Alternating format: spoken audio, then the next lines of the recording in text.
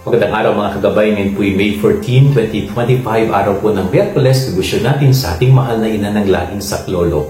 Napakaganda po ng ating ebanghelyo. Sabi ng Panginoon, mamalagi daw tayo sa kanyang pagmamahal. At ang habilin niya ay magmahalan kayo. Mahalin ninyo ang inyong kapwa, mahalin ninyo ang inyong kapatid. So napaka-simple po ng mga salita ng Panginoon pero napaka-meaningful ng kanyang nais sabihin sa atin, yung salitang magmahalan, yung salitang mahalin. Ano bang ibig sabihin nito sa buhay po natin bilang mga tao?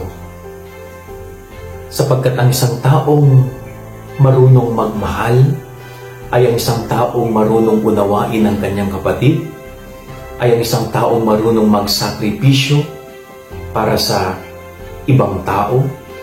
Ang marunong magmahal na tao ay talagang handang gawin kung ano ang makabubuti at mabuti para sa iba.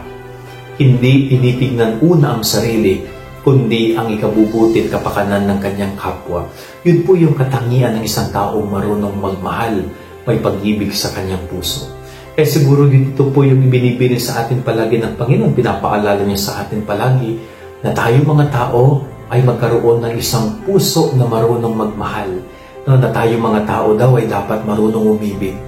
Dahil tanging ang isang taong may pag-ibig at pagmamahal sa kanyang puso ang kaya gumawa ng maraming mabuti para sa kanyang kapwa. Tayo naway patuloy na matutong umibig at magmahal. Yan ang ating gabay-aral ngayong maghapon. God bless po sa inyo lahat. Pagpalait kayo ng Panginoon.